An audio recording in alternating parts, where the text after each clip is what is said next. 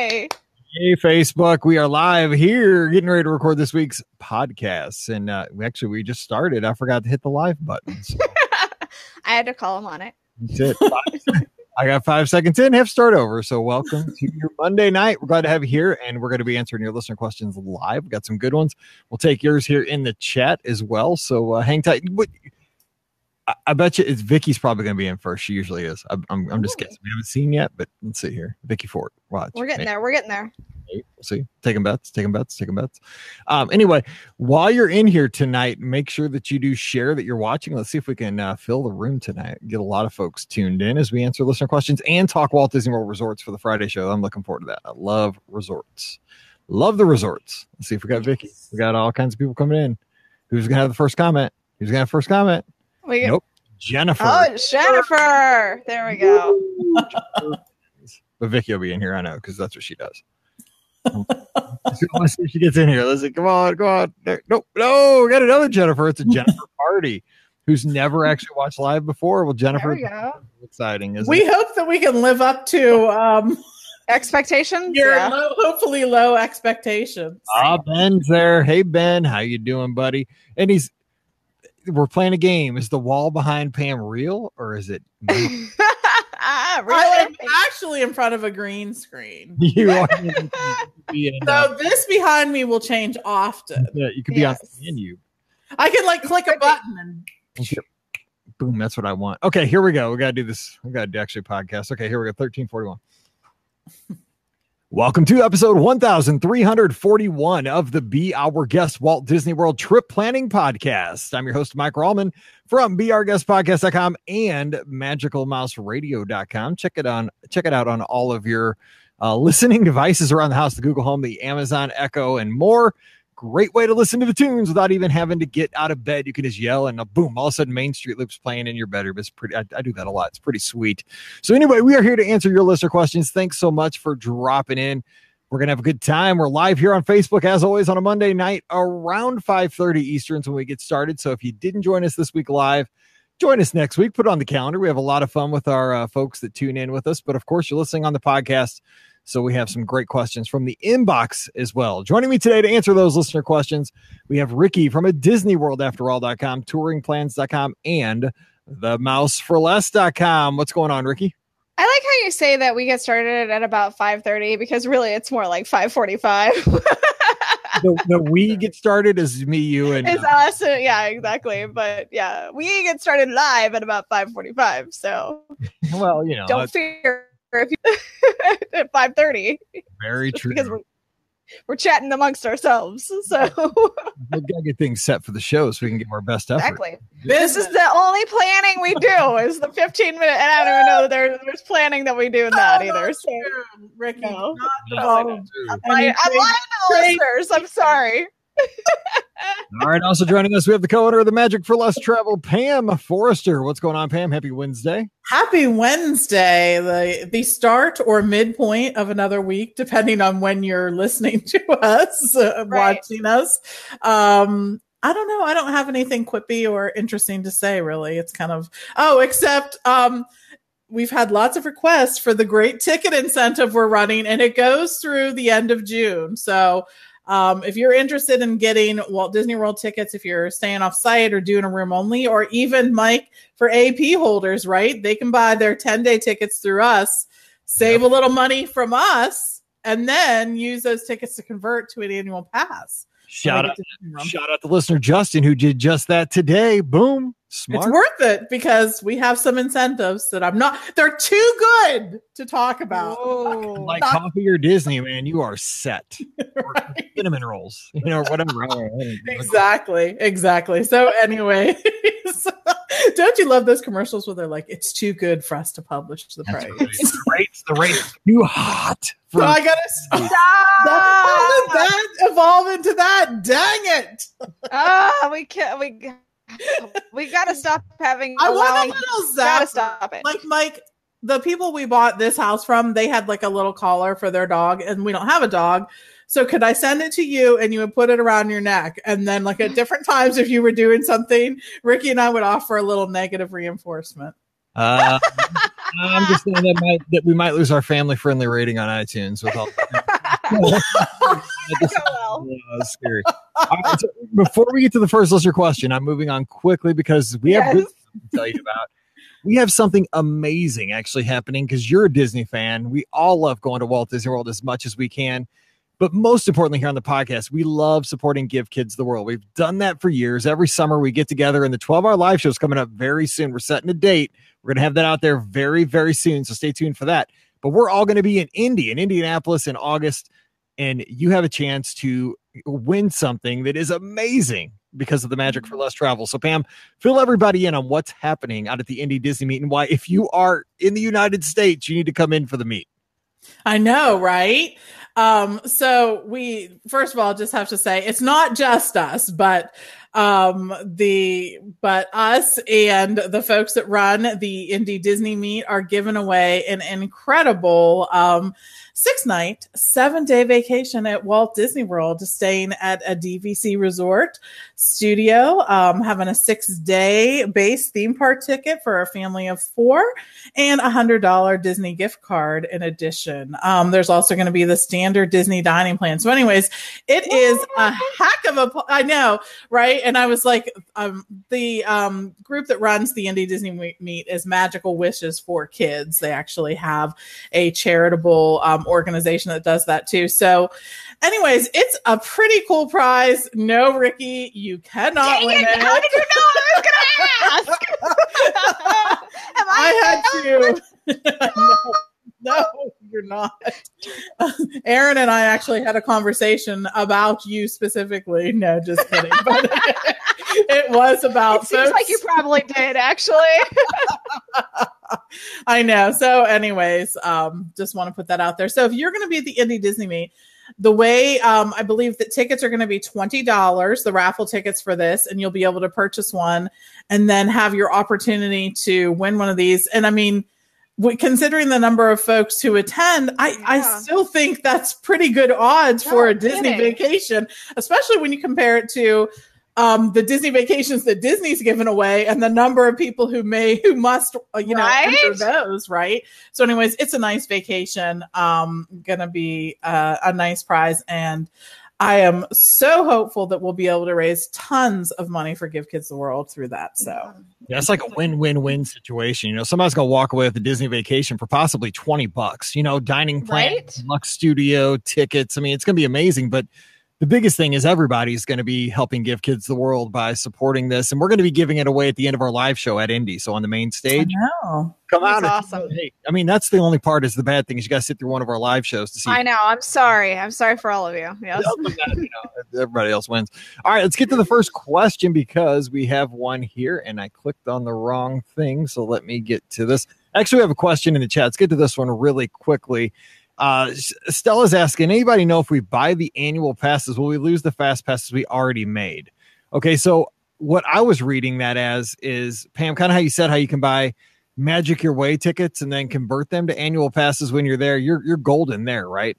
Yeah, absolutely. In fact, we have so many guests who are frequent visitors to Walt Disney World, but what they want to do is take advantage of one of the Walt Disney World discounts that's available for packages. So they will go ahead and buy their package with a 10-day pass, and then they will actually use that 10-day pass to upgrade to an annual pass. And you're totally fine doing that for sure. So all good. And Jennifer has a question kind of following up on that one. It says, let's see here. If we're converting to an annual pass at the park, should we do it on the last day of our trip? Never thought I'd be getting an annual pass living in STL. That's right. I have an annual pass. I never thought I would either, Jennifer. It's pretty sweet.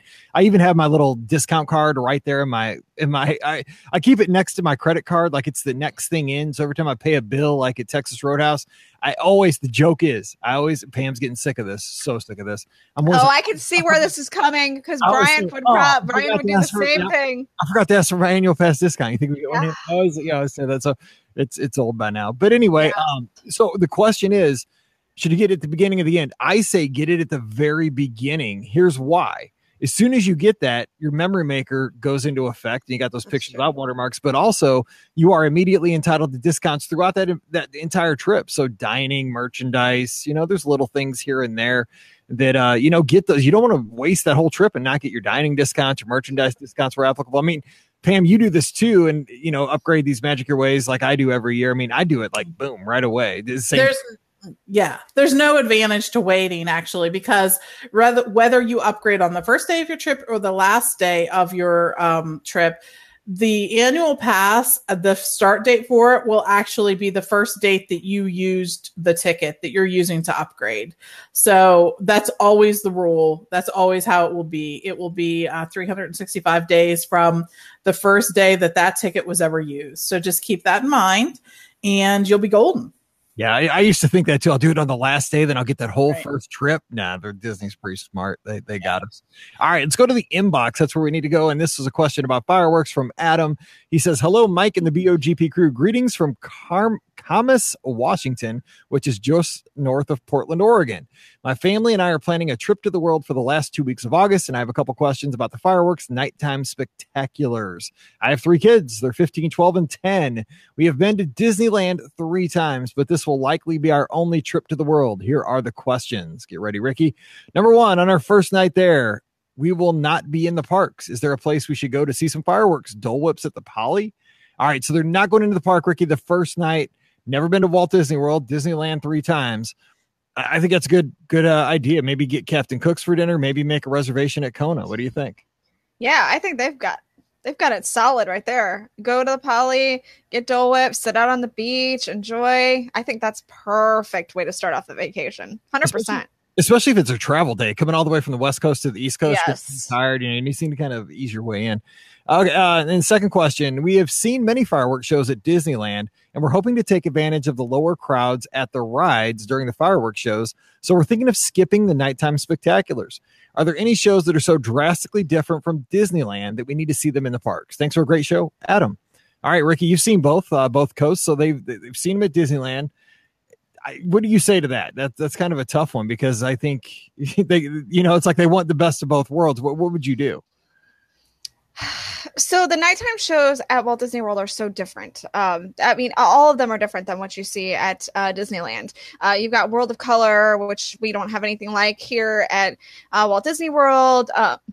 The fireworks show at the Magic Kingdom, Happily Ever After, is just incredible. Although I know that they've got the Pixar fireworks right now, which I haven't seen in person, but they look really awesome.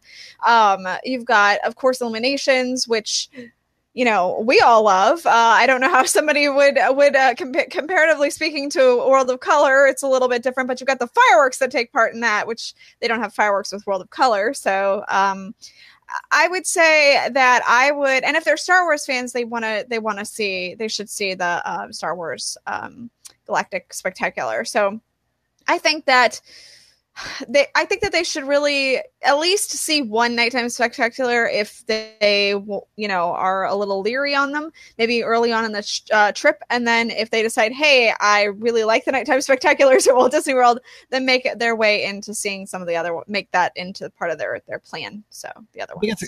That's a good answer, because I want to get your take on it, because you're not as into the nighttime spectacular. I'm not. Like, I love them. And here's I think I can't tell you the last time I have seen Fantasmic, so don't see Fantasmic at Walt Disney World. I'm going to tell you that right now compared to Disneyland. Well, that's the one I was going to say, because they are similar. They have something very similar to Fantasmic at Disneyland, but I would never miss Happily Ever After to have a shorter line. I would not miss Illuminations, and I would not miss the Star Wars fireworks, because the thing is, those attractions are going for, say, 15 to 16 hours throughout the day in August. You know what I'm saying? You got 15 to 16 hours to do those attractions, where you might shave off 10 or 15 minutes off your wait time during the fireworks, but you're going to miss out on really the heartbeat of, what Disney calls the kiss goodnight, closing out your day there. Right. And I think you would regret that down the line. Like, oh man, I had a chance to see Illuminations. Now it's gone. I'm not getting back to see that, before it changes. I don't know, Pam, what are your thoughts on that? I think I need to close out the night. It's why I hate not having a nighttime parade at the Magic Kingdom, because to me, that's like my book into my day. I got to have an ending to my day, and that's it. Yeah, I agree. I mean, I know that is and still continues to be a frequent bit of advice in groups out there as a way to avoid crowds is to attend during parades or nighttime events or whatnot. And I always think to myself, oh man, like seriously? Like I would like gain maybe 10 minutes in line, but I'd lose being able to see the fireworks. Not a chance that is worth it in my book. For me, I think wait an hour sometimes before to get a good spot for some of these things. So that to me, like Mike, it really is. It's the end of my night. And I feel fortunate if I'm able to do something afterwards, whether be it grab a snack or do a little shopping or, whatever. But that is the end to my night. It's just the period on the end of the sentence as far as I'm concerned. And there's nothing else like them in the world. So I agree. All right, let's get to Katie Nelson here live on Facebook with a question. Does anyone know if you get an alcoholic beverage on the dining plan as your first drink, can you order tea or Coke as your second drink, or does it have to be water? So Ricky, what do you think she said? So I guess, for her drink, she's getting an alcoholic beverage, but I mean, will they let you get a soda like for a refill? Because I mean, it seems like it would be two drinks separate, right? I would think it's kind of. I don't know. I would ask the first time that you go to a restaurant and see what they say. And each time, see what they say, because they may go ahead and do that for you. They may not. So I think it's probably up to your wait staff's discretion at that point. Yeah, I wouldn't expect it, but you're right. A server may throw you a Coke or something, because it's not like it's costing them a whole lot. But yeah, I wouldn't expect it though. You probably get water. All right, next question. This one's coming from the UK. Dining plan anomaly question. Let's see what this is all about. Hi, Mike. My wife and I enjoy listening to you guys and being transported to our favorite place in the world. Our question may be a difficult one. So we're traveling on a split stay later this year, spending our first 11 days at Saratoga on DVC points and the following 7 at Beach Club as hotel guests, which you guys booked for us. Yay. We planned to have the dining plan on both stays, and here's the issue. During the second stay, we want to eat at Yachtsman Steakhouse and use 2 dining credits.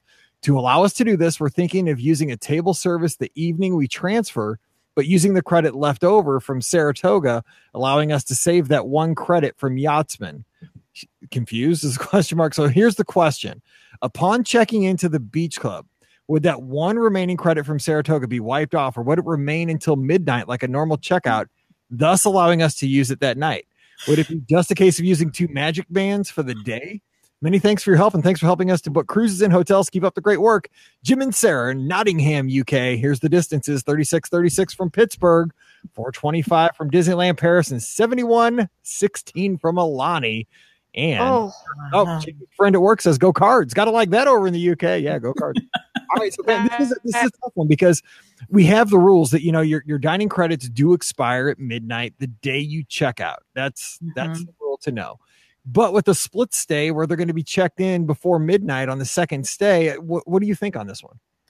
Oh, this is like giving me agita, right? Because we know how it should work, how it does work, and how it could work, right? Right. Yeah.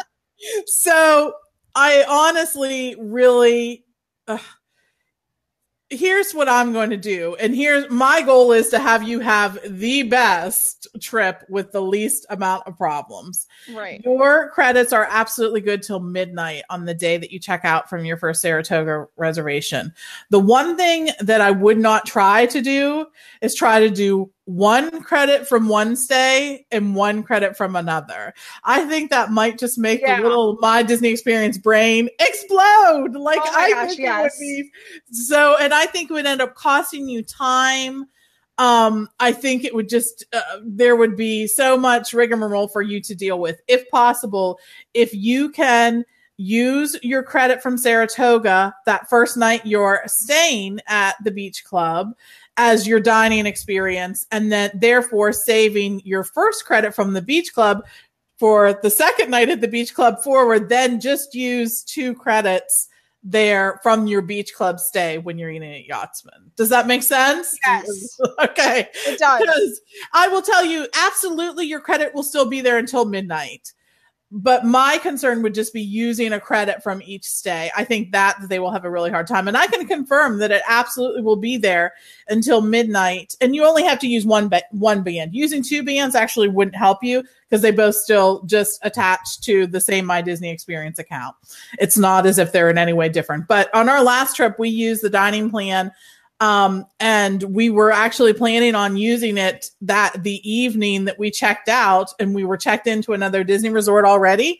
And it actually worked seamlessly. It took the credit from our last stay. And I was like, push me over, because I could not believe that I had two resort stays in there and this worked without a problem, but it did. It was seamless. And they say they have a lot of guests do that. So anyways, that's my advice. If they try to use a credit from one stay and a credit from the other stay, what's going to happen is it's going to crash the My Disney Experience system. Right? And then we're going to have big problems. Everybody's going to hate you for that day. Like, you're going to crash the whole system. Nobody will be able to make fast passes resort wide. Exactly. Or it'll be like your a Marty McFly situation. It'll break the space-time continuum. Absolutely. Speed up to, a certain speed and go back in time and fix it all. So I will Wreck-It Ralph. I won't be able to book travel for my guests for like 48 hours. So don't do it, Jamie. Don't, please, for the love of God, don't do it. I love Wreck-It Ralph, but I just don't like to see him on my screen. Anyway, we've got a question from Scotland next. Let's go to Scotland. Hello, everyone. I'm traveling to Walt Disney World at the end of September this year with my family. 5 of us, 24 people in total. My kids are going to be 10, 7, and 5. If you could recommend an attraction to rope drop at each Walt Disney World park, what would they be? Thanks, Daniel, over in Scotland. All right, so they're 10, 7, and 5. The kids, 10, 7, and 5. So Ricky, give us the Animal Kingdom one to rope drop for that whole family of 5, 10, 7, and 5. I mean, I think the obvious answer would be Flight of Passage, right? So if they couldn't, it depends on how tall they are. I forget what the height requirement is for Flight of Passage. If they're too short, maybe Kilimanjaro Safari. Yeah, if they're too short, Kilimanjaro Safari. Yeah, it depends on the height. I don't know. Yeah. Okay. All right, Pam, what about Epcot? What would you rope drop at Epcot for 5, 7, and 10? Or they can all I guess. I would do Soarin' without question. I think that most kids will be able to do Soarin' if they're tall enough. If not, then I'd do Frozen Ever After. I really would. Or yeah. No, I think Frozen Ever After is a good choice, even for that, because most kids like that. I mean, boys, girls alike. I think everyone kind of likes it. They think it's cute and whatnot. Plus, then you could just get it out of the way. So, okay, so we're all going to probably agree that at the studios, maybe Slinky Dog Coaster at that point in September. Yeah. Yes. Definitely. For sure. I've never been on Toy Story. I mean, that'd be new to you. I don't know if you've been before. And then at the Magic Kingdom, you have a lot of choices there. 10, 7, and 5. Ooh. Big Thunder. I'm saying Big Thunder will keep everyone I was honestly thinking Big Thunder at the same time. So that was my thought. Splash. Or Space. The hill. 5-year-old the 3 mountains. Yeah, that might freak them out a little bit. Yeah. Well, you could do Seven Dwarfs Mine Train. That's a good one too. Yeah. Good call. All right. Thanks for listening to Scotland. I love that. Say hi to Paige over in Ireland. There you go. Yeah, we haven't heard from her enough. So just let us know if you see her, because we haven't heard much lately. All right. She's in trouble when she gets home, but fortunately for her, she's at home for 6 weeks. Anyway, her mom's a little fired up. Hi, Mike, Ricky, and Pam. I want to first thank you for the advice you gave me last month. I wrote in asking whether or not I should switch my resort from Pop to Coronado for my surprise trip for my 10-year-old son, and I did end up doing that.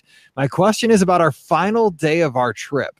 I plan on rope dropping Hollywood Studios at 7 a.m. on our final day, and we won't be back to our resort to catch Magical Express until around 3 o'clock in the afternoon. I'm wondering what to do with our luggage if we aren't planning on being at the resort at checkout time. I would prefer not to have to take care of our luggage, or I would prefer not to have to take care of giving our luggage to Bell Services in the morning, because I want to be on the bus by 6:15 a.m. Would you take care of your luggage the night before instead? Help. Thanks. Lisa's in Buffalo, 215 miles from Pam. All right, so what do you do, Pam, when you've got a tight connection, trying to make the most of that last day, getting your luggage to Disney's Magical Express? I make my husband get up early and take care of it for me. It's honest. That is the honest answer. Why Steve Forrester is the best husband ever. Yes. But if he were not there, then I'd just get up early and do it. I'm just going to be honest. I don't even know if they'll take it for me the night before. But they probably will, actually, knowing Disney. But I would rather, you know what? Here's what's going to happen. If you give it to them the night before, there's going to be something you or your kids left in the luggage that you're going to be like, oh my gosh, what did I do? So here's what I typically do. Now, I will say I do this part of it. I pack up everything. If that were me, I would pack up just about everything and have it just about ready to go. And so it, like, while I was finishing doing something in the morning, Steve would run it down, give it to them, and then we would just head out to the parks. But I think that's the best way to handle it. And they're there pretty early. Yeah, I think the official time is 5 a.m. is when I believe so, because they have to start that for the resort airline check-in. So, I mean, 5 a.m. you can just do it on the way out, and then you don't have to sweat it. You're good. You're set for the day. Yeah. All right. Next question is from David in New Jersey. See here. Hi, friends. I'm debating on purchasing Mickey's Very Merry Christmas Party tickets for November 8th or November 9th. November 8th is the first day of the party is being offered, so it will be more crowded, and that's a Thursday. November 9th, though, is a Friday, so weekend people, and it's also my last night of my vacation. I'm concerned waiting until the very last minute, because what if someone isn't feeling well or there's rain, etc.? There's no leeway to adjust. Do you think the first night is just too crowded and the 9th will be much less crowded, or being the last night of our vacation, should I not risk it? Thanks for all of your input, David in New Jersey. All right, Ricky. So what do you feel on this? I mean, because there's kind of an excitement about the first night of the party, November 8th. Mm-hmm. November 9th, you'll have probably more locals coming out because they don't have to work. It's the weekend now. What would you do if you're in this situation?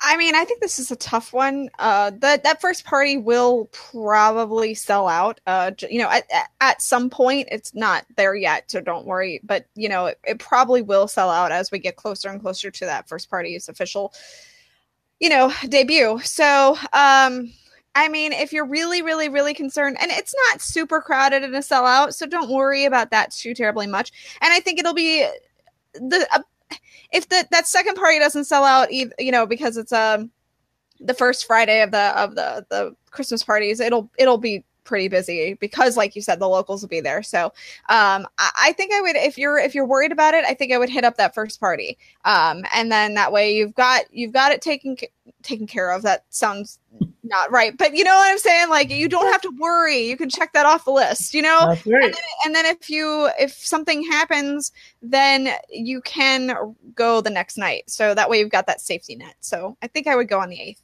With the hard ticket events, it's like playing chicken because, this is the way I get this question a lot from my guests, and, I get questions just from people in general. They were going down, and I tell them, oh, well, while you're there's going to be a Halloween party. There's going to be a Christmas party, just for people in the neighborhood that I see, and I'm like, it's kind of expensive, but it's a lot of fun. It's a cool way to see, Walt Disney World a little bit differently.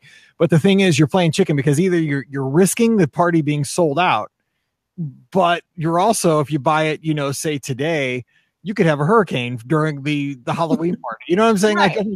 There's not a right answer, Pam, right? I mean, what do you think about this? Because there isn't. I mean, you could buy early and you could say, oh, I got peace of mind. I have my ticket. But then well, what's the weather going to be like that night? You don't know. You can't win. It's like buying tickets to a ball game or something. Yeah, exactly. It truly is. So, I mean, there isn't a right answer. And I would say, I've had a great time at all the parties, even if they had been sold out parties. For me, that's not super an issue because I'm trying to do stuff like get a seat for the parade, get a good spot for fireworks, see some of the shows that are there just for the holiday events, and, then ride some of our favorite attractions, which, after that second parade, a lot of folks really clear out anyways. So we're, almost always able to do that. So just go have fun, focus on the stuff that you can't do during the day, that you can't get fast pass for, and you'll be golden. All right, Nick's up next. Hey, Mike, I love the show. I have kind of an odd question and hope you and the gang can help me out. There are 8 of us going to the world this fall, September 12 through 19. We have 6 adults and 2 kids. At the time of travel, the kids will be 5 and 6 to 7 weeks. Yes, you read that correctly. My wife is pregnant with the second, and we have started planning this before. That seems like a perfectly good plan. I'm okay with this. It's legit. It is. All righty. I was making sure I read that right. My daughter, who is 5, doesn't know yet about going, but we don't want to take that away from her. So we are going. The other people are coming, our grandma and grandpa and my wife's sister. So we know we'll have a lot of help, and we're just going to go for it. We're staying offsite at the fountains at Blue Green, as my in-laws have a timeshare and have offered it to us for the week. So even though we won't have the full-time Disney magic, we're excited and know that our youngest, being 6 to 7 weeks, that we're going back again, just the 4 of us. So here are my questions. There's 2. Number 1, I've looked into the Mickey's Not So Scary Halloween Party, and we're thinking about doing that. With a 5-year-old, is it worth it? Are we better off spending 2 days in the Magic Kingdom?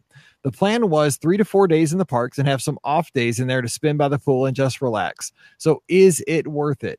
I know that in the past you have talked about these events, but wanted to ask about this. All right, so let's stop there. So basically, I think what Nick's asking here is, with a 5-year-old, is it better to do 2 days in the Magic Kingdom, because kind of looking cost-wise, or a ticket to the Halloween party for a 5-year-old? Pam, what do you think? What's your best guess on this? So I may not be the best person to ask this question of, because we took Hannah before she was 2 to the fire parties, and I think one trip actually we went like 2 or 3 nights. We were not. Oh my gosh. I know, we were just kind of like, you are the kind of parents that I want to be. So yeah, you're we like, come on, Hannah, this is what we would do. So you're going to do it. But she was the kind of kid, and I think I talked about this on a podcast not that long ago, that when she got tired, she would sit in her stroller and like suck her thumb, and she got like quiet. But she didn't really melt down. She was more a meltdown during the day kind of gal, not a meltdown at night kind of gal. So we were lucky in that space. She would just get real quiet and just sit in the stroller if she was tired. And then whenever we'd get to a character, she'd pop up and she'd be ready, like she was all ready. So I think it really depends on your child. If they're really, let's say late at night, they're just not good. If they're not getting enough sleep or they're tired, then I may pass on this. But if it's something where your child, an occasional stay up late kind of thing, you're going to get some rest the day before, and maybe whatever, then I would highly recommend it, because I will just say, when your kids are little like that, it is so much more magical. Just the fact that they believe in it. I mean, Hannah had a full-on 10-minute conversation with Captain John Smith. This is showing how far back in time that we went, and Pocahontas, but they talked to her about that, about so many things, what she was going to be for Halloween, and they talked to her about her dog at home and everything, and just it was so sweet and so special. And trick-or-treating in the Magic Kingdom, I mean, that's something that she remembers to this day. So it really is a magical time. It really just depends on your child and how they're going to deal with that. You know what? I'll give you some advice too, because I'm saying do the Halloween party, and here's why. Even with a 5-year-old, this week we've been kind of, Pam's out for summer vacation, so we're trying to be, productive around the house, and we've gone through a lot of the old toys and stuff in the basement, and Mallory's old Halloween costumes and so forth. We're selling them on. There's a Facebook group for our town. Yep. So, you sell them for like $3, $5. So it's kind of like a virtual garage sale.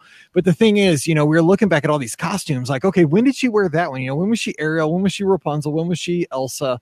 And all that stuff. And so we're going through the pictures, and I remember looking yesterday, we were on our walk, and she wanted to know when she was Ariel. So we looked back, it was 2012, and we were at the Mickey's Not So Scary Halloween party. So Mallory was 4 at that time.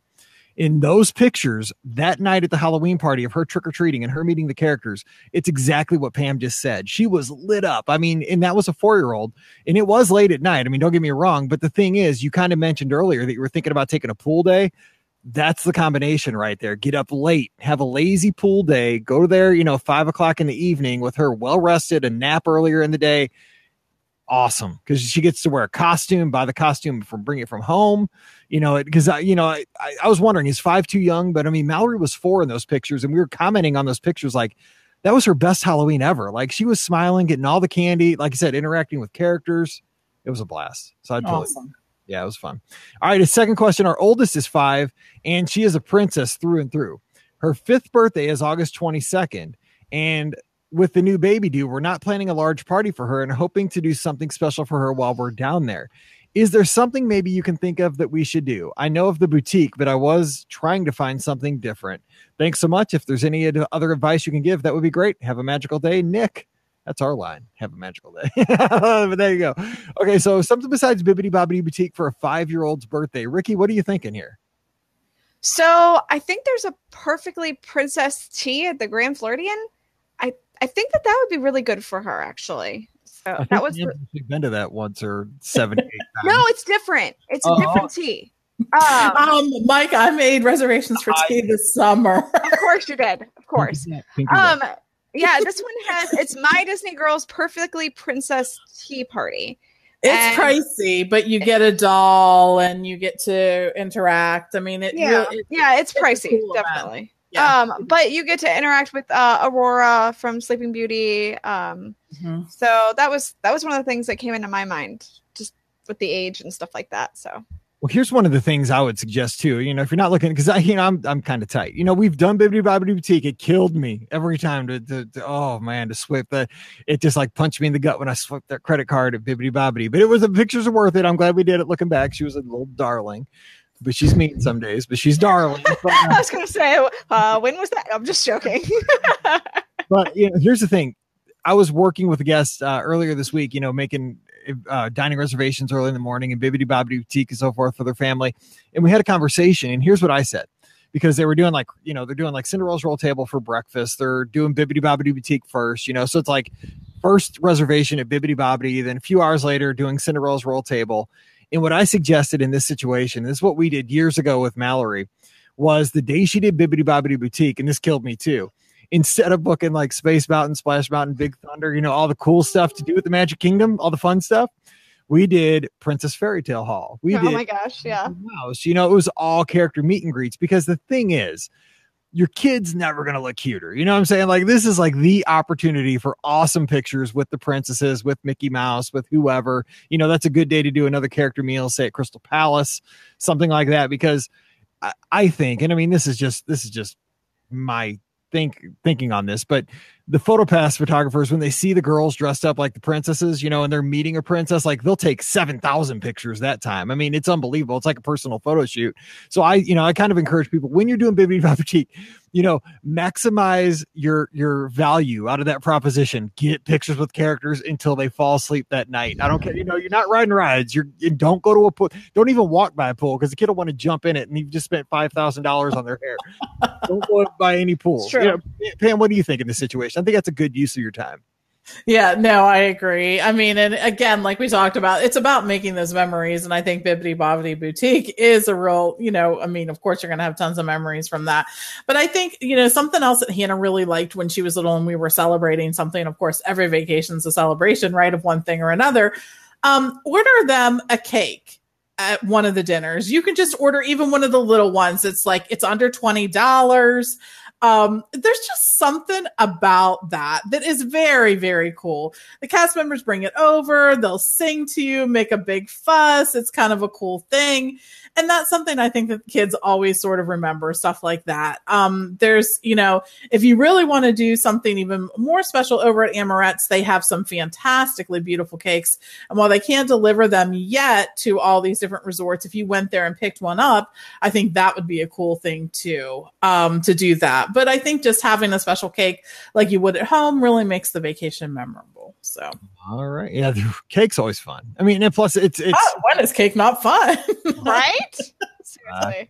For some cake. All right. Time for the last question of the day. It comes from Alyssa. Hey there. We'll be flying to Disney on the 4th of July, staying at Coronado Springs. Oh, well, I'll be at Coronado until the 4th of July.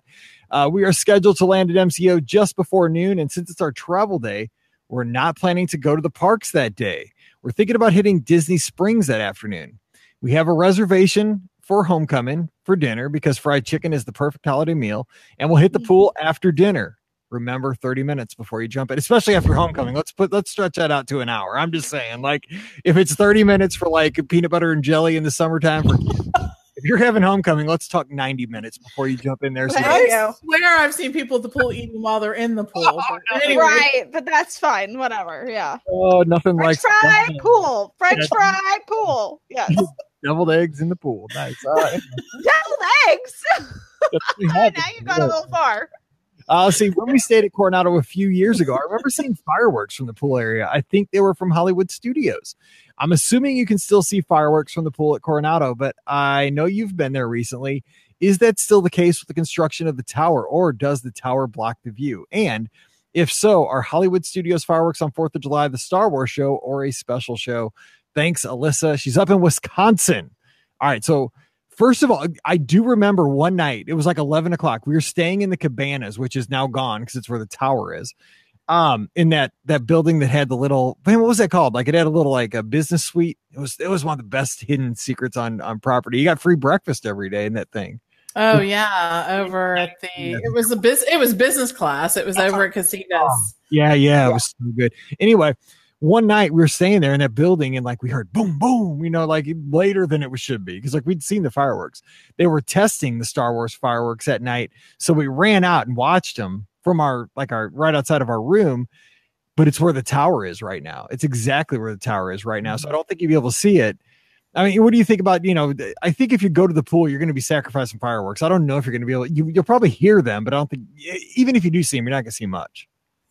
Yeah, that's what I'm thinking. I haven't had a chance to be in the pool at night since the tower has gone up. I really haven't. So I don't know for sure. And I think even when you could see them before, I don't think you could see them like all of them. Like usually only the higher fireworks and things like that. So I don't have firsthand knowledge of this right now. I really don't. I'm one of the people who's waiting for the rooftop restaurant and bar to open up so that I can watch not only Hollywood Studio fireworks, but also the Epcot fireworks from there. You're definitely going to be able to hear both though. That's for sure. Yeah, Coronado, man, you are right on top of the studios. If you don't realize, You're just right across World Drive, and you're really close to Epcot by proxy there.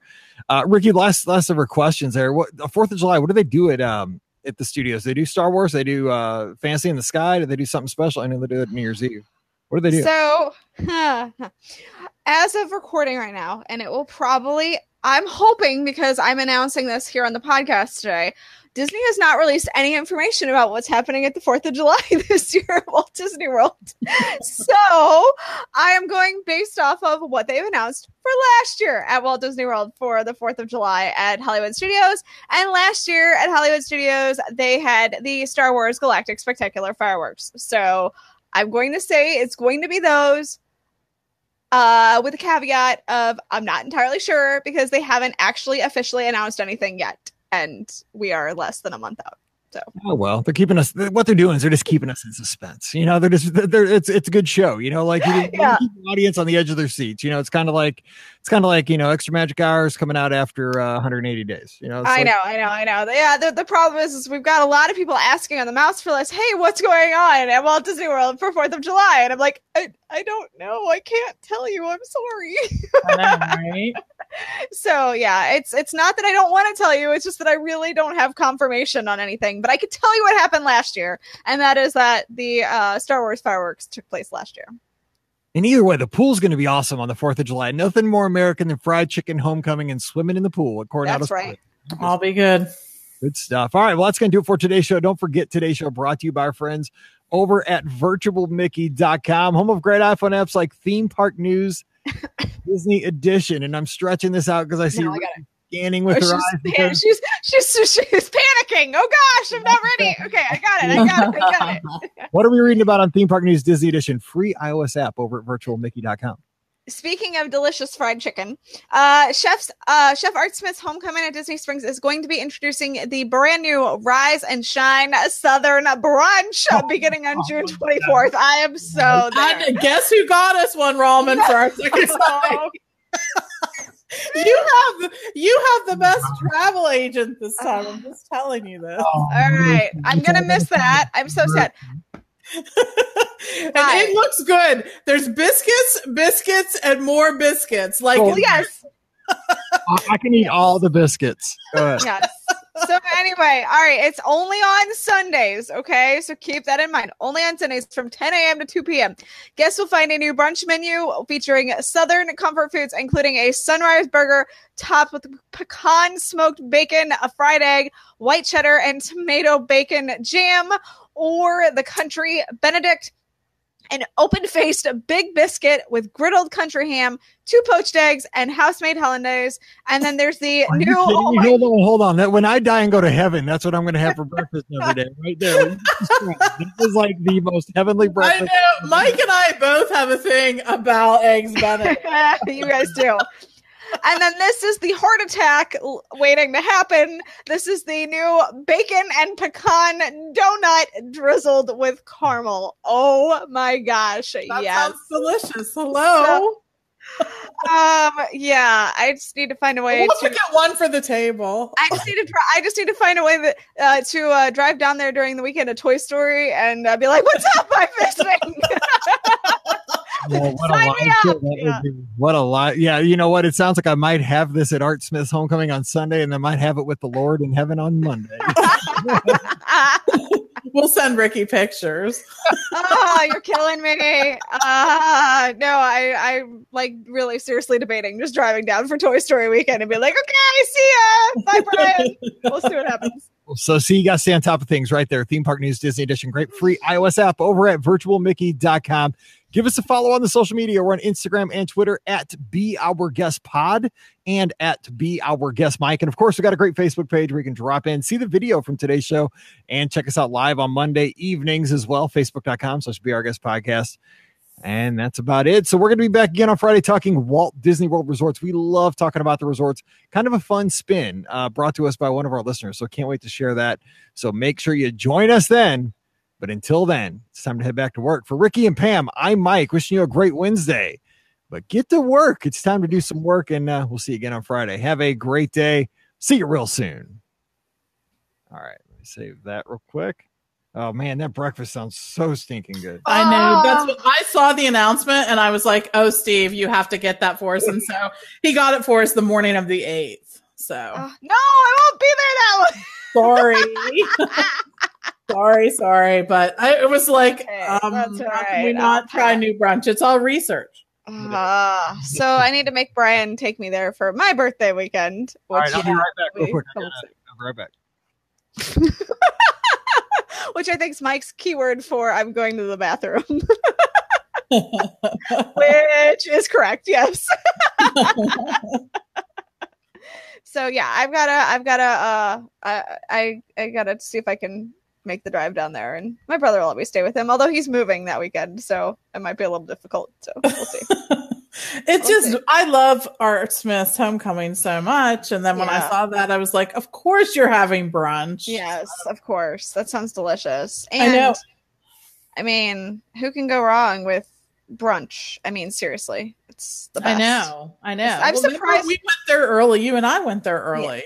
Yeah, I'm surprised more people, like more places at Disney Springs don't offer a brunch type option, because as we have discussed many times on the podcast, Disney needs an all-day breakfast place, like a diner type situation, and I'm still sad that they don't have one. So this is the closest we'll get to that. Interesting. Yeah. I'm serious. Like they need a like all-day diner where you can get breakfast all day. I'm just saying that's what they need. So Mike, check your pants. No, oh, he can't hear me. Mike, check your pants. No. What? He's being funny. Do I have I'm the worst. I'm the anchor man?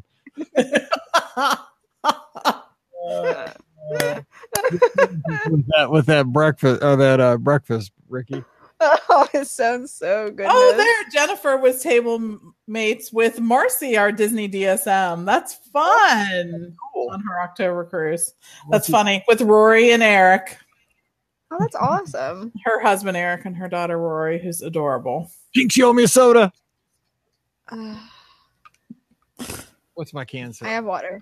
I have water in my pretty magic all I ever cup drink. that I love. I've got to find. Well, I usually have my stainless steel reusable cup because I don't like cups that sweat. But those don't sweat. But it sweats a little bit, but that's all right. I don't mind it. So all right, so we're doing moderate resorts. So Ricky, do you have that message? So you can I'll have you read that. I do. I will read it first thing first. All right, let's crack. Here we go. Alan, homecoming, any meal is good. Lunch, brunch, dinner, a snack. You're walking by the Shine Bar and you bought that little squeezy cup and you want to stop in and get a moonshine drink. Boom. If you can't get in the yard, just go by and just sniff. Just go. Oh, so good. Oh man, I'm so hungry right now. Me too. Mike, I have Pasta House in my fridge right now as my dinner because I was in St. Louis this weekend, and so at the airport in the well, it used to be the East Terminal, but whatever it is now, the Southwest Terminal, basically, they have a Pasta House right there. So I stop by every time I head home, and I get Pasta House, and I bring it home and eat it the next night for dinner. I need to trade you some Pasta House for some Varsity. I've never had a Varsity burger. No, Varsity's overrated. Seriously, I didn't think Varsity was that good. Not gonna lie. Well, I'm having brown derby Cobb salad tonight. Oh, so. That's delicious. I know. Cooking that for you. Not that there's a lot of cooking that goes no. I cut up. Okay. Stuff. They're just assembling. Doesn't like homecoming. Christy, you got to come with us. Okay, put another person on the ADR, Pam. She's coming. Right. Yes. Come with. So good. Okay. Here we go. Yeah. All right. Let me get it up. 12:40. Got it. We're good. 13:42. Okay, here we go. Welcome to episode 1342 of the Be Our Guest Walt Disney World Trip Planning Podcast. I'm your host, Mike Rallman from BeOurGuestPodcast.com and one of the agents over at the Magic for Less Travel. Happy Friday to you. And let me be one of the first to say happy Father's Day to all the Disney dads out there tuned in. We appreciate you always taking the time to listen to the show and all you do for your families. Enjoy Sunday. It's your day. And I know you probably wish you were at a Disney destination. Maybe you are. Maybe. But you know what? Drop hints. Get Disney gift cards if you can, and then put those towards the vacation. That's what I do. Or even if you don't put them towards a vacation, I put them towards things like tours. I love doing tours on my vacation. There's something a little extra magic there. My family knows me pretty well. So just happy Father's Day to all the Disney dads out there. Today, we're going to be talking about Walt Disney World resorts. I love talking about the resorts. To me, they're the best part of my Disney vacations. Love the theme parks. But really, as I go more and more, it becomes more about the resorts as time goes on. So joining me today, we have Ricky from a DisneyWorldAfterAll.com, touringplans.com, and the Mouse for Less. Happy Friday, Ricky. Welcome to the weekend. Happy Friday. I'm hoping that this is a much more relaxing weekend than the last one. So that's good. Yeah. I worked a lot on my house in St. Louis. So yeah, I saw you and find my friends over there at your old house. And I was wondering, yes. Do I go over there? Nope, because they're probably fixing stuff. I was like, nope, I pretend like I didn't see it. We would have put you to work. Exactly. We would have like, Mike, come help us. You're tall. You can reach that. Can you reach that light fixture and help me clean it? So yeah, that would have been. Who you needed? Pam Forrester. The Forresters are very good at home improvement. That's true. That's true. You guys would have let us make that house look amazing. So if anybody's looking for a house in Florissant, I've got one that's going up for sale. Anyway. All right. Also joining us, we have the co-owner of the Magic for Less Travel, Pam Forrester. Happy Friday, Pam. Welcome to the weekend. Happy Friday. Happy Father's Day to my co-host, Mike. And I am so fortunate. I have not one, but two dads that I can wish happy Father's Day to.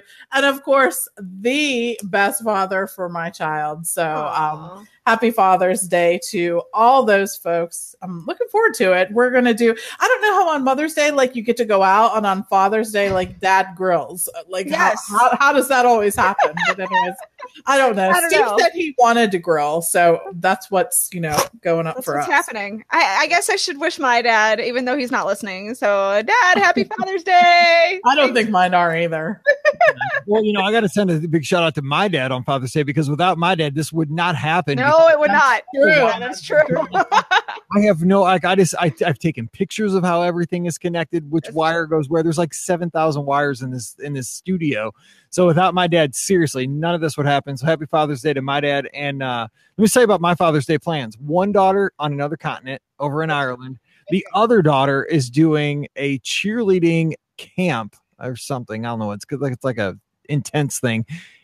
8 hours on Saturday, 8 hours on Sunday this weekend. So I will be without kids. So hey, there you go. I win.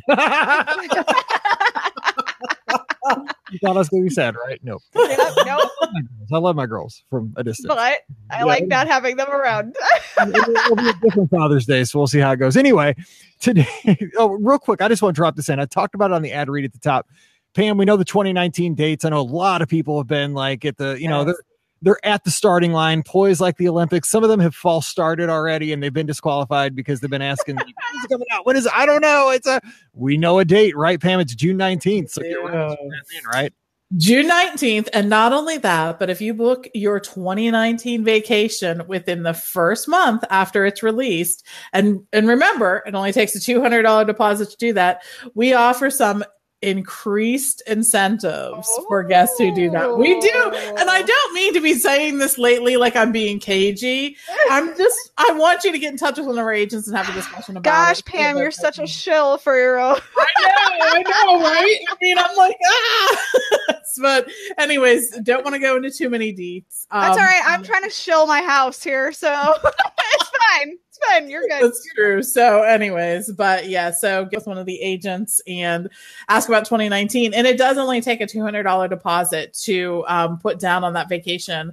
And that gives you a long time to make some payments. So anyways, and that's what's important, I think, for so many people. So. I mean, you're going anyway. Get the gift cards, get the other stuff, get the laundry bag. The laundry bag's the key. Yes, laundry bag. The laundry bag. I know. I was just pulling mine out the other day, looking at that and thinking, do I need to get a new one? And guess what? I went down into the storage room and I pulled a new one out. I got a new one because we got it down at the AEP for I'm taking a new because my old one, the words are almost tore like. I know, right?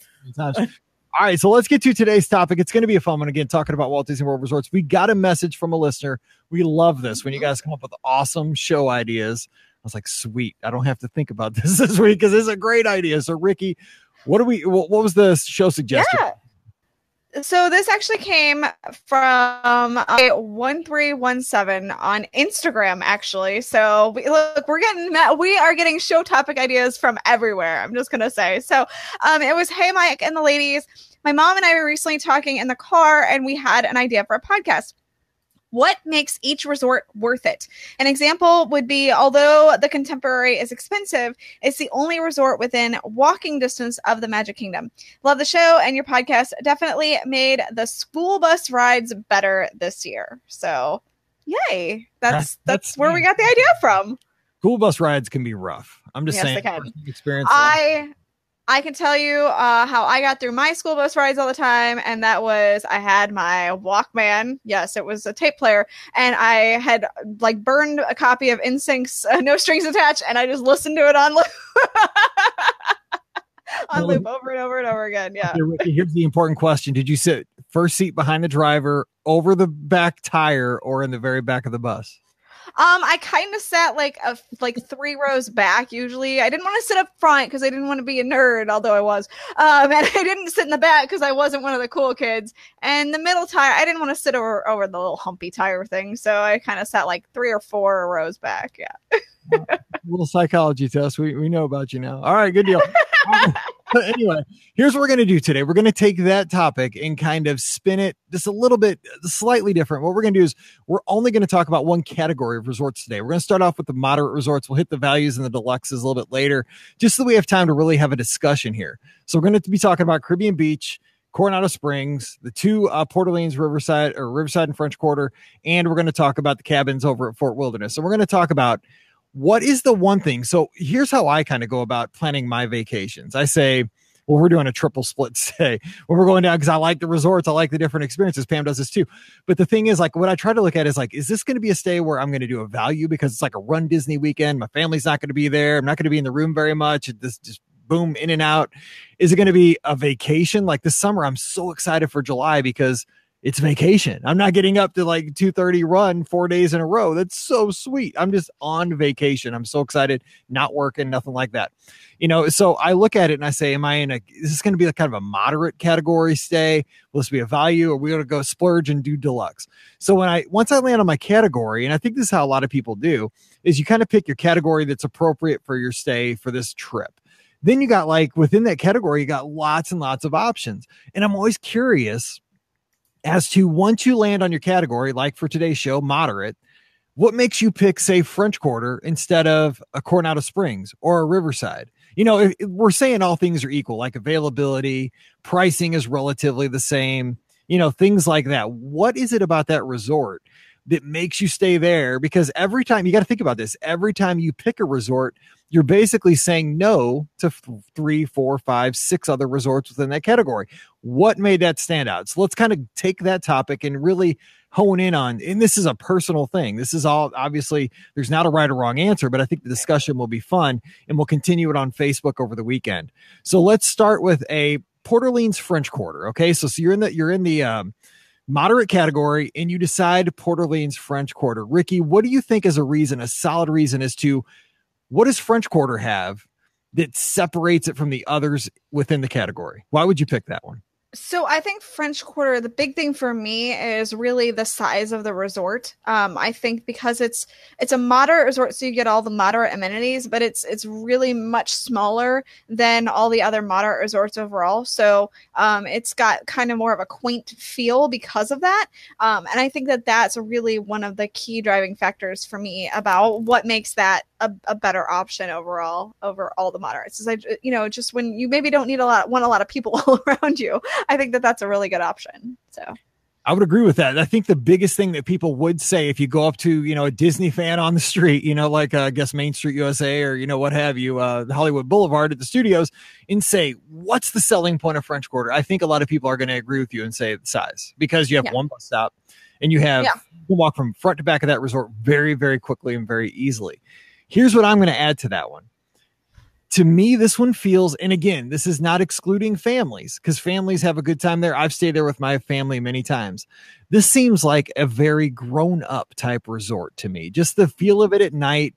The theming is more, really, when you think about the other moderates, though, I don't know if this is true, but it just feels like a very romantic and adult centered resort. Even though families are more than welcome, they have a great new playground next to the pool, which is amazing. The pool's very popular with the kids, but it just seems very kind of authentic and adult-ish. Pam, so what do you say about French Quarter? What separates it from the rest of the category? So I think both of you, nailed some things that are really true about French Quarter, but I'm going to say, I think one of the reasons to stay at French Quarter is their food court. And one of the reasons why I'll say that is, first of all, their breakfast entrees, we've talked about this. We've mentioned just a couple times, but they have like a fried chicken thing with bacon jam on it. Ah, yes. Fantastic. They really, truly do. And they also have, they have biscuits and gravy. They have a breakfast po' boy. They have breakfast flatbread. But it just is, they have some really stand out breakfast things that you don't just see everywhere. One of them is a Wolferman's English muffin breakfast sandwich with house smoked ham and American cheese, scrambled egg, and the maple bacon jam. So, but they also have fried chicken on a biscuit in the morning too. But that's just the breakfast menu. Let me just delve into the dinner menu, which we haven't really talked about as extensively. But they also have fried chicken, and for the sides, they have collard greens, which are actually really good. Wow. They also have mac and cheese. Then they have mashed potatoes and glazed carrots and things like that. But so, yeah, they have a Southern fried chicken. They have barbecued ribs. They have a pork rack. They have prime rib. They also usually have a fish. Nice. So, there's just, I think for me, for a moderate resort, I think those are some solid choices that not only fit with the theme of the resort, but are really good choices, like worth going there. Like sometimes when we stay at Old Key West, we take the boat over and go to, Disney Springs and then catch the boat over to French Quarter because it's awesome. So anyways, it's worth going to. And you missed the biggest thing, and that is the beignets. I know, the beignets. Yes, the beignets. Yes. Well, I figured everyone knew about the beignets. They might not have known about the crispy fried chicken on a biscuit, and that's a breakfast item, people. That's legit for breakfast. So, I love it. Anyways, yeah. And we appreciate Alyssa in the chat mentioning the beignets, and also she says she really enjoys the greeter that hands out the coins and the beads. I think that's a nice guy. Yeah, really nice guy. My picture with him. Also, that was the second time we've mentioned collars in 2 shows, by the way. You collard greens and collard greens. With you. You mentioned that in the last show, so we got to watch. Did it really? I have a thing for collard greens. I should have been a Southern girl, like a real Southern girl, not, There you go. All right, so let's head over to, okay, so this is kind of a tough one right now because it's in such a state of flux. Let's go to Caribbean Beach. Why, right now, there's like I said, it's a tough call because a lot of folks are staying there right now because you're like getting a value price for a moderate resort, right, getting a bigger room, but you are dealing, I mean, obviously Disney knows you're dealing with construction. You're seeing some dirt, you're seeing some construction going on, you're hearing some noise. But Pam, when this is done and when we get everything back to where it needs to be, why are you selecting Caribbean Beach and excluding the rest of the category? So for me, I think that Caribbean Beach is actually one of the more themed moderate resorts. Like when I arrive at Caribbean Beach, I step out of my car, wherever I am, and I feel like I'm on vacation. I feel like I am in the Caribbean. It is incredibly lush there. The greenery has been growing longer at Caribbean Beach than at any other resort. I mean, this was part of the resort revolution that really came about during Eisner's time, that he knew there had to be a lot more resorts, and started with Caribbean Beach, that just adding that moderate category. And it's awesome. The palm trees and all the banana leaves and everything. It's so green and lush. I love the fun, the colors of the buildings. Those feel so Caribbean as well. The music. So for me, I think more than anything else, it's just the theme of it. It just is truly the theme, and it represents that so well. So Ricky, why would you go with Caribbean Beach, and hang your hat there over the rest of the category? What's the one thing? I kind of think it goes along with what Pam is saying. I feel like Caribbean Beach obviously it's in the moderate category, so it's a more reasonable way to get that. It's not a Polynesian vacation, but if you're looking for like Polynesian light, you know what I'm saying? Like it's a good way of, if you can't afford the Polynesian, maybe you look at Caribbean Beach. And I think that that's kind of got something going for it. And I think once it gets done from all the construction and hoopla that's taken place over there, I mean, it's going to be a resort you want to be at, because it's going to be on, that Skyliner route and everything like that too. So going forward, that's going to be a huge reason for wanting to be at Caribbean Beach in the future. But as of right now, I think the fact that it feels kind of Polynesian light, it's got that beachy feel, it does, kind of like Pam was saying, it feels like vacation, because that's something that, as growing up, we always did the trips to the beach for vacation. That the whole resort has that beachy vacation feel to me. And it's big, and it's going to be big coming out of the construction too. I mean, it's geographically a large resort, but you have to embrace that. I like it because it's just like Pam said, it's very lush, and it's just very, it's got lots of water. I love seeing the water, just like Ricky said about how it does feel like, especially for like a Midwesterner, somebody that doesn't get to see the palm trees and stuff like that. It's awesome. It's a postcard basically right outside your room. But I think the biggest selling point, the one difference for me, say a year from now, 18 months from now, is that it's going to have gondola access, and you're going to have access not via bus, but you're going to have access via gondola, a very cool like monorail boat type transportation that's part of the overall Walt Disney World vacation experience. You're going to have that to the studios and to Epcot. And also because of that, this is kind of one of those things I was talking to somebody on, we did a live show last week, is that with the gondolas, you got to think about this.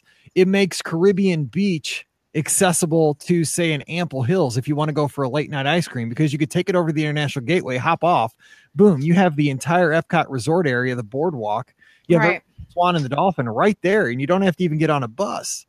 Think about that. That's going to be something that not only, I think we're thinking a lot about resort to theme park with the gondolas, right, but you're going to have a lot of opportunity to go resort to resort without hopping on a bus or an Uber. So I think that's going to be, and you know what, you talk about days to stay outside the park. That's a great way, because it's going to be fun to ride the gondolas. I mean, to me, it's going to be an experience. And, if I want to go over and get ice cream, it's not just like, oh, well, it's going to take a while to get over to get ice cream, but it's going to be part of the experience getting there. That's kind of how I always see Disney transportation. So. Yeah, definitely. All right, well, let's hop over to Coronado Springs, one of my favorite places to stay. but we have to put our finger on that one thing, you know what? Because like I picked Coronado, you know, like I went down and we're going down here in a few weeks, couple weeks now. Coronado was my first place that I booked, and so here I'll give mine first this time since I haven't gone first yet. I will say again, and Pam said this many times, and I believe there's two major things that I'll say. One is location. And the thing is that what kills me is for the longest time, I thought Coronado was the most remote of the Walt Disney World resorts because it was associated with Animal Kingdom. It was like, it's an Animal Kingdom resort. It's out there, you know, out by itself. It's not, it's right next to Epcot and the studios. It's down the road from Magic Kingdom and it's close to Animal Kingdom. It's a great spot. But the main thing for me, the one main thing as to why I stay at Coronado, it feels like the most deluxe of the moderates. I feel like I'm getting more bang for my buck. It's a little bit more plush everywhere I go. It just feels like it has just a bit more everywhere I go. So that's why I picked Coronado. So Pam, you stay there lots. I mean, this is a place that you like to stay many, many times. What's the one thing? Right now, for me, the one reason I'm thinking of when I'm staying at Coronado is those beautiful new rooms. Period. End of story. Put down the mic because that's the answer, friends. It truly is. No, I know Disney is, you know, redoing a number of the rooms, but this is the one resort that is almost done with those rooms getting that zhuzh. And I just love the functionality, the look of just everything about these new rooms. I think that they're great. And I think it's something that a family's going to walk in and be wowed by. So love them. All right, Ricky, what do you think for Coronado? What's that one thing that comes to mind that like, that's why I really want to stay there? So I think, well, there's a couple things. Personally, for me, you know, having lived in New Mexico, like this feels like New Mexico in a way. So like that kind of appeals to me a little bit, but that's like totally a personal thing. But as far as in general, I think that kind of what you were saying, it does feel kind of the most deluxe out of all the value or the moderate resorts. I mean, it really is because it does have that. And yes, you'll see, you know, people who are there for conventions and stuff like that. And yet, but because of that, it has to appeal to that type of visitor. So it's got more in the ways of amenities because of that. So it's got, you know, a ton more. It feels like it's got a ton more of restaurants options for guests. Rick's just opened up as a sports bar. So if you're looking for sports, that's going to be the place to go now to go watch the game or whatever. You've got the Pepper Market, which is being redone right now. You've got, of course, Mike's Favorite and Meyer Grill. You've got just a ton of restaurant options, grab and go stuff that people can go to.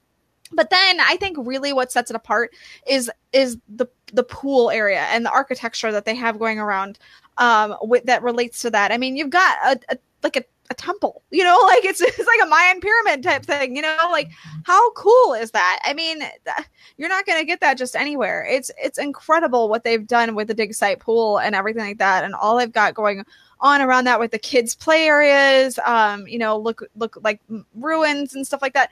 It's really, really, really well done. So the amenities, I think, is kind of the key thing there because they're just a step up from every other moderate resort. And for somebody who likes to take pictures too, Coronado Springs is like it's like a playground. It's beautiful because you have very distinct looking areas. So Pam, the casitas were where you had the big room, right? That's the area off to the right as you're looking from the bridge, right? That was the casitas where the executive suite was, right? Yep. Okay, so that's very kind of fancy looking, very uniform, lots of arches, stuff like that.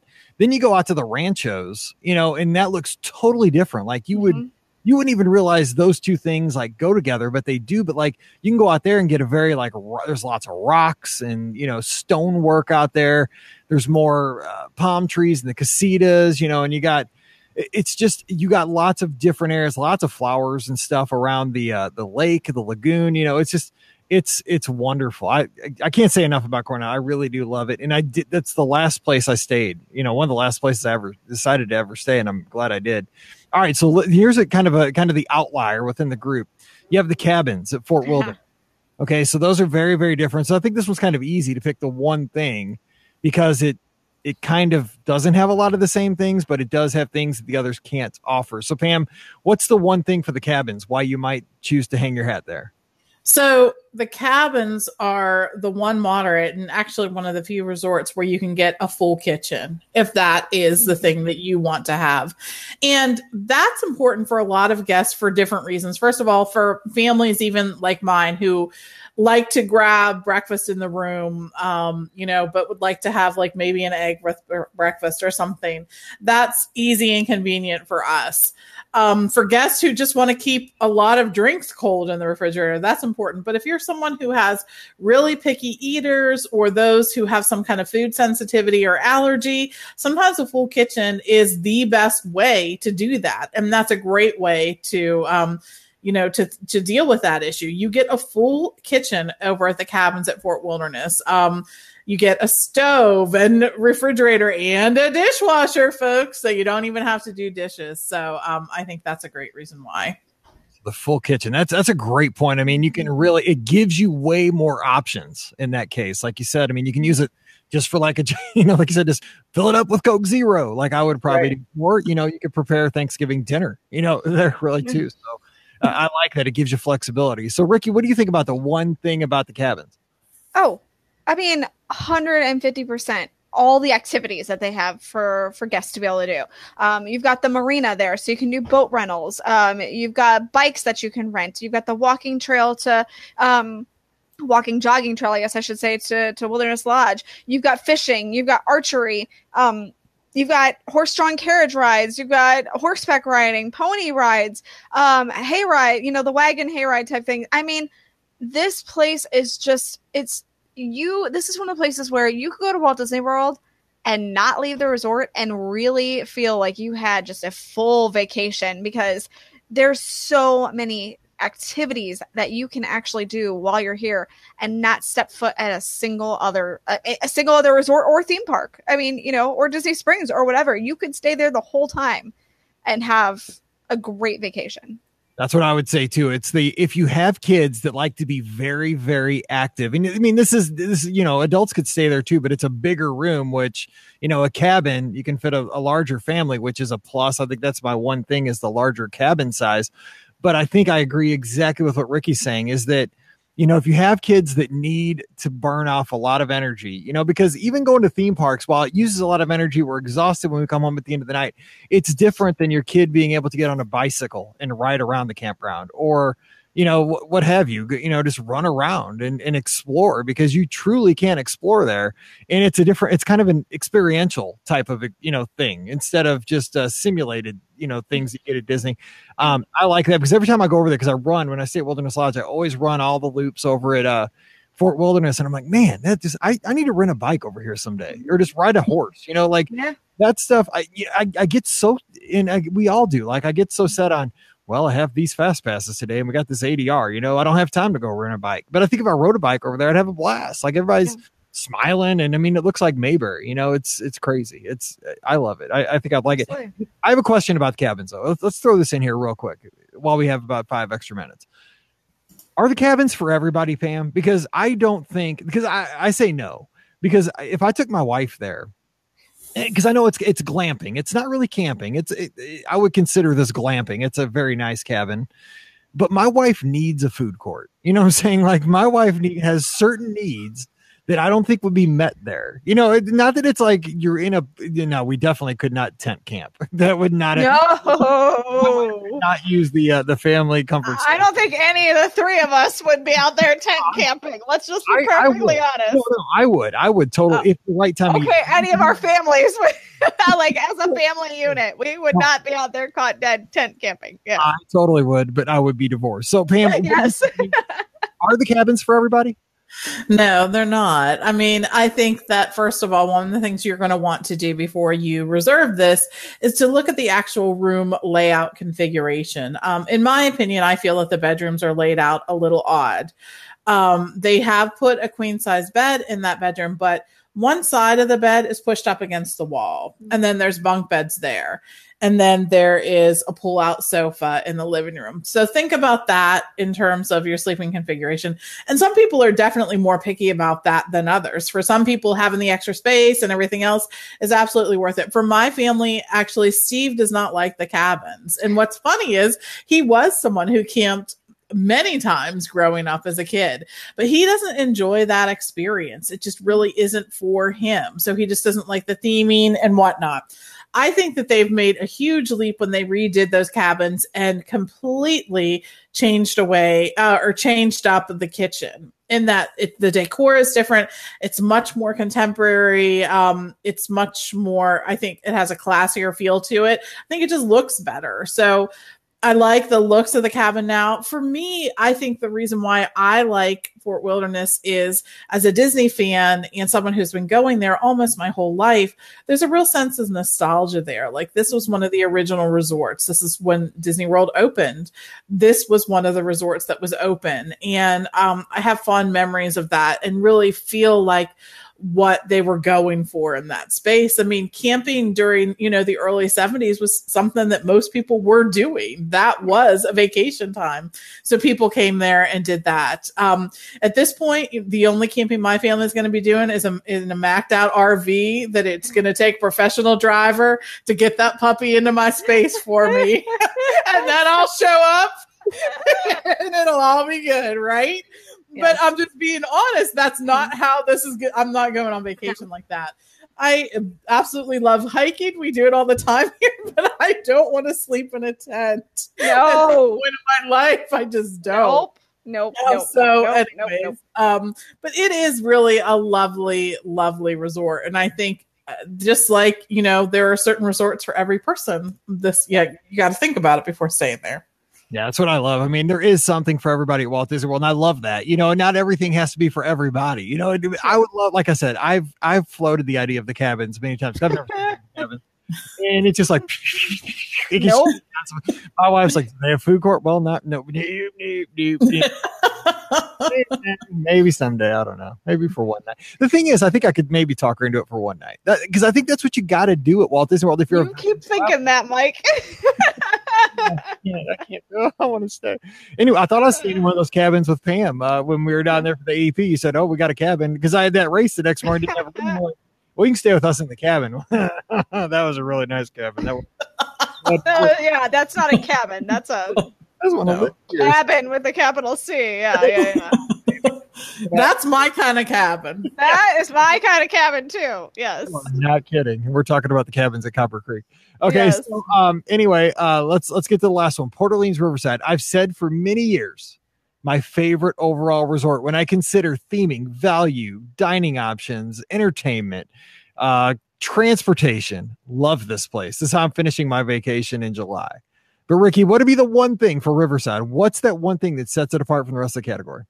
If you have a Princess fan, this is where you need to stay. I mean, hands down. Those royal rooms are just ridiculous. They are so cool. All the hidden touches, and everything that has to go with it. It's just, it's the perfect princess hideaway. I mean, really, it really is it just puts a smile on your face. So, plus it feels really luxurious too, because, it's royal, right? Those rooms, and we're talking about the royal guest rooms at Riverside, like Ricky said, to me, because we've stayed in these many times, every time we stay there, pretty much we get a royal guest room, just because it's not that much more. I mean, it's a very small upcharge, and it feels like you're getting an enhanced experience. And what I think is with these rooms, this is Disney at their best, because there's storytelling within the room. So at night, at 2:00 in the morning, you hit that headboard, you got the fiber optic fireworks, whatever. You don't want headlights coming on at 2 a.m. in your room. That'd be scary. Maybe that happened in Fort Wilderness. That means somebody hit your room, and that's not a good thing. Yeah. No, that's the Madden Cruiser over at Fort Wilderness. You kick on the headlights at 2 a.m. There you go. No, but I mean, the story continues 24/7 with the royal guest rooms. They're telling a story, the whole time. So I love those. Pam, what do you say? What sets Riverside apart? What's that one thing? So this is something that's true of both French Quarter and Riverside, but I thought I'd bring it up here when we were talking about Riverside, is that it's so awesome when you're staying at those two resorts that, since they're sister resorts, you have the amenities at both hotels. And that actually means you can use the pools at both of the hotels. And there aren't too many times you can say that at Walt Disney World. And in addition, you're within walking distance of each of the resorts. And there's a boat that goes back and forth too if you don't feel like walking. But I think that makes the resort that much more exciting. When you get tired of one food court and what they're offering in the morning, walk over to the other one. You get tired of swimming in your, your pool, the themed pool at your resort, walk over to the other one. And that's a huge deal. I think it's totally worth it. So my one thing, because there's so many things that I could put my finger on as to why I stay at Riverside, but if I had to pick one, and we've had a lot of great suggestions in the chat, Brian saying, Yeehaw Bob, Alyssa's commenting on how awesome the quiet pools are at Riverside, very peaceful and refreshing. Here's what I would say if I had to pick the one thing that separates Riverside, and it's atmosphere. Yeah. And they all have atmosphere, because don't get me wrong, French Quarter's got the jazz music playing on those little skinny streets at night. It's super awesome. But I love Riverside because, 24/7, there's an atmosphere to Riverside, because I'm a runner. So I'll get up and run right before the sun comes up. The sun will be coming up over the Sassagoula River before the boats are on it. It's just like a pane of glass, and everything's reflecting on it. It's so perfectly manicured, and you have two very distinct parts. Kind of like I said with Coronado, you have the mansions that are perfectly manicured. Then you go into Alligator Bayou. It's kind of, rustic, and it just feels, very Southern, maybe like a Louisiana, something like that. But the main thing is, like, when I'm walking around Riverside, even at night, you mentioned the royal rooms. Well, in those particular buildings of the mansions, they'll have the water fountains out in the courtyards, and they have, colored like purple water. The waters are lit up different colors. Looks very elegant. They have very cool looking street lights, like the lamp posts. You'll also hear the clip clop of the horses, being pulling people throughout the resort. It's just the overall theme of the place. You got the big wheel, the paddle wheel there next to the food court area. You got the boardwalks around that part of the main building.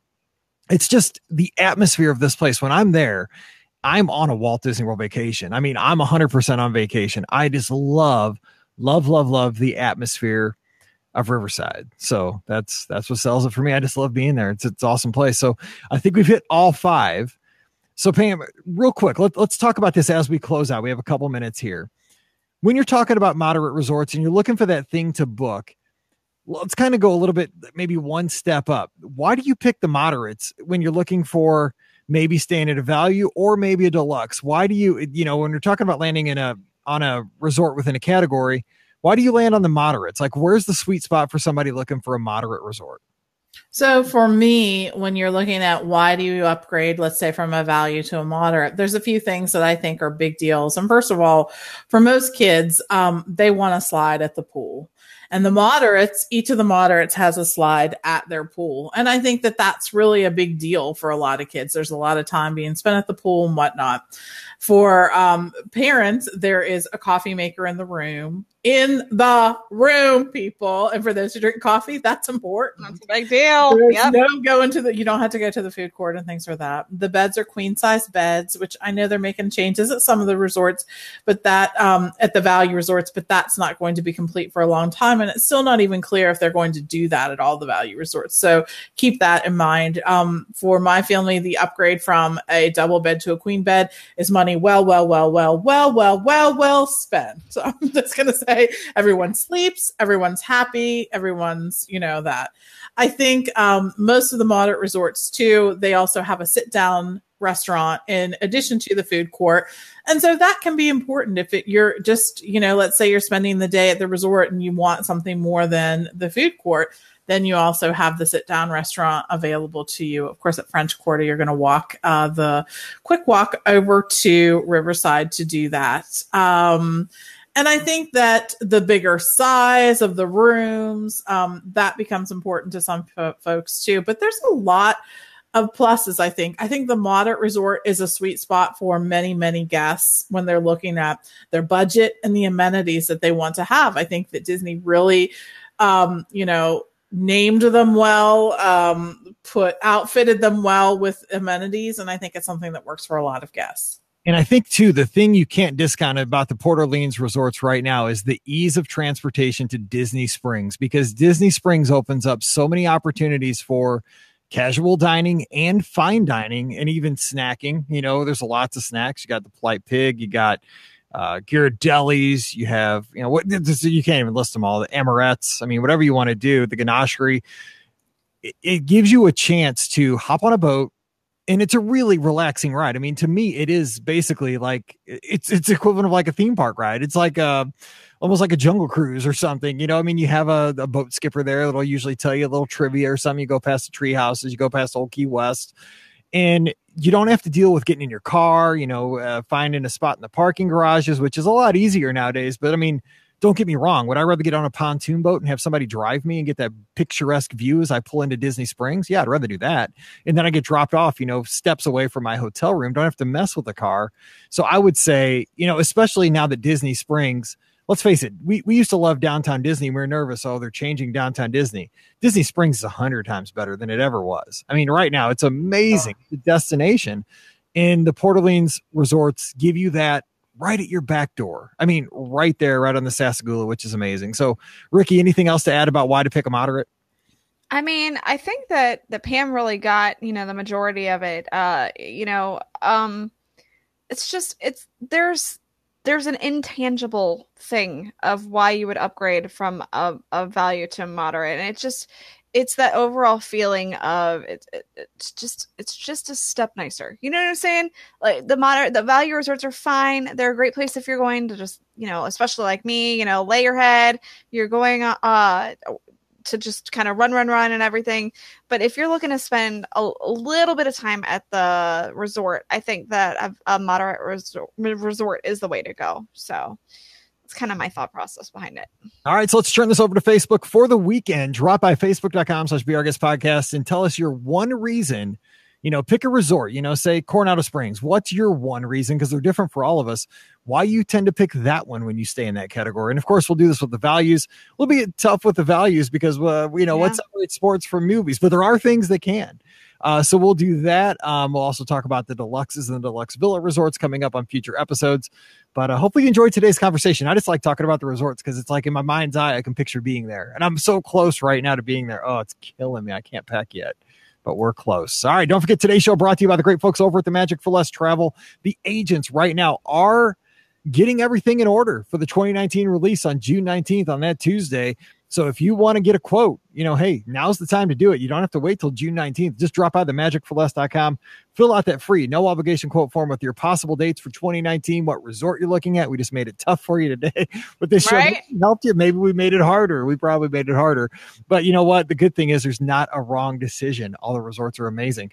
So just drop by the Magic for Less, fill out that quote form, and an agent will get back to you right away and get cracking for you right there on June 19th. They're trust me, we're all stretching, we're all getting loose, we're carb loading, we're getting the fingers ready to go, we're doing little finger push-ups. There you go. Ready. We're excited just like you guys are. So again, themagicforless.com, drop by today, let them know you heard about it here on the Be Our Guest podcast. Please support the show with our Amazon affiliate link, beourguestpodcast.com/Amazon. We appreciate that so much. And give us a follow on the social media, Instagram and Twitter at Be Our Guest Pod and at Be Our Guest Mike. And again, facebook.com/Be Our Guest Podcast. One more time, shout out to the Disney dads out there. Happy Father's Day to everybody. Enjoy your weekend, and we'll be back again on Monday with another great trip report. So for Ricky and Pam, I'm Mike, wishing you a great weekend. Happy Father's Day, and we'll see you real soon. Good stuff. Yay. Nice. That was a fun one.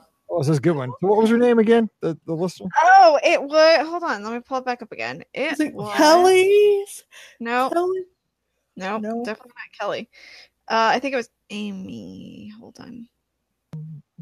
Abby K. Abby K 1317. That was a good one, Abby. It was. I'm gonna go get some Taco Bell. Oh no! I'm gonna go eat Pasta House. I'm on my own on Monday nights. I have cheerleading till 9. Oh, that I think Pam, in a nutshell, explains why he gets Taco Bell every stinking Monday night because he's on his own and he doesn't want. It's Monday nights Taco Bell, Tuesday nights Texas Roadhouse, Wednesday night sometimes is up in the air. Thursday nights Hendrix, Friday nights Los Fuentes. I have a question. What? Do y'all eat at home ever? No, we don't cook. Okay, got it. No, it's perfect. Sad. No cooking. No cooking for you. It's got sad. it. That's why I got to run 12 miles a day. Oh my gosh. I mean, I eat out a lot too, but I'll cook some food. I know. I should cook. I have breakfast and lunch at home. Well, that's true. Yeah. I have my ramen sandwich every morning, and I have a turkey sandwich for lunch. Oh my gosh. And some baked chip. It's crazy that we cook the least. I'm sorry, that we eat out the least. My family probably. I know. I was thinking that. I was like, I know I eat out a lot, but I don't know that I eat out as much as Mike does. We don't eat out as much as Mike does, no. No. Or sad. Definitely. Yeah. All right, we'll see you guys next week. We'll talk. All right, see y'all. Okay. All right, bye guys. Talk to you later. Bye. Bye.